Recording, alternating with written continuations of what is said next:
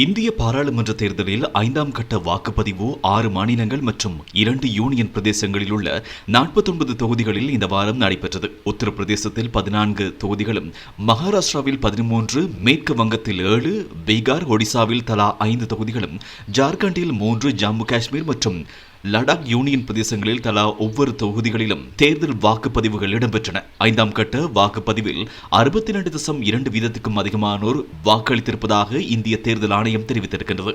இந்த நிலையில் 6ஆம் கட்ட வாக்குப்பதிவுக்கான தேர்தல் பிரசார நடவடிக்கைகள் நிறைவு பெற்றிருக்கின்றன. இந்திய பாராளுமன்ற தேர்தலில் 6ஆம் கட்ட வாக்குப்பதிவு 25ஆம் தேதி 7 மாநிலங்கள் மற்றும் யூனியன் பிரதேசங்களில் உள்ள 57 தொகுதிகளில் இடம்பெறவுள்ளன. ஏற்ற இறக்கம் கொண்ட ஆபரண தங்கத்தின் விலையில் இந்த வாரம் சென்னையை பொறுத்தமட்டில் ஆபரண தங்கத்தின் விலை குறைந்திருந்தது. 1 கிராம் தங்கம் 6,750க்கும் சவரன் 54,000 ரூபாவுக்கும் விற்பனையாகியிருந்தன. வெள்ளியின் விலையும் குறைவடைந்து காணப்பட்டது. வெள்ளி கிராமின் விலையானது 97ஆக பதிவாகியிருந்தது. ராமாயணத்தோடு தொடர்புபட்ட இலங்கையின் நுவரெலியா சீதா எலிய ஆலயத்தினுடைய மகா கும்பாபிஷேகம் இந்த வாரம் இடம்பெற்றது. 19ஆம் தேதி சீதையம்மன் ஆலயத்தில் மகா கும்பாபிஷேகம் இடம்பெற்றதோடு 18ஆம் தேதி எண்ணெய் காப்பு சாத்தும் நிகழ்வு இடம்பெற்றது.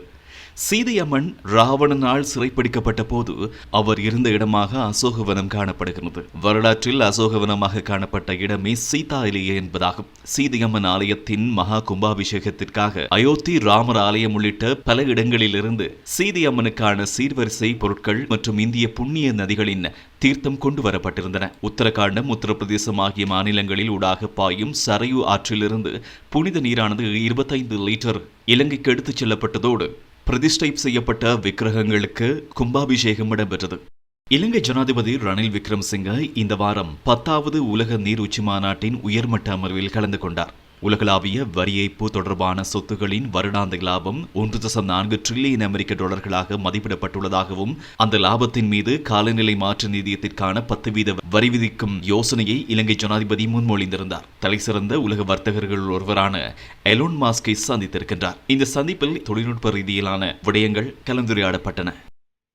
ஈரானிய ஜனாதிபதி இப்ராஹிம் ரைசி மற்றும் வெளிநாட்டு அமைச்சர் ஆகியோர் பயணித்த விமானம் விபத்துக்குள்ளானதில் அதில் பயணித்த அனைவரும் உயிரிழந்திருந்த சம்பவம் இந்த வாரத்தில் அதிகமாக பேசப்பட்டன. 2021ஆம் ஆண்டு ஜனாதிபதியாக பதவியேற்ற இப்ராஹிம் ரைசி வல்லரசு நாடுகளின் முன்னிலையில் அவதானிக்கப்பட்ட ஒரு தலைவராக செயற்பட்டிருந்தார். ஜனாதிபதியின் மறைவு காரணமாக அந்நாட்டினுடைய துணை ஜனாதிபதி தற்காலிக ஜனாதிபதியாக பொறுப்பேற்றதோடு 50 நாட்களுக்குள் தேர்தல் இடம்பெறும் என தெரிவிக்கப்படுகின்றது.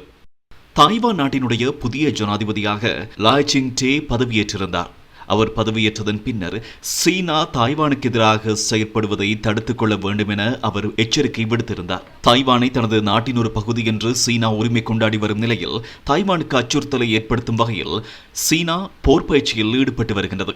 மேற்கில் உள்ள தாய்வான் ஜலசந்தி உட்பட தீவை சுற்றி தாய்வான் கட்டுப்பாட்டில் உள்ள தீவுகளை சுற்றியும் போர் பயிற்சியில் சீனா ஈடுபட்டு வருகின்றது.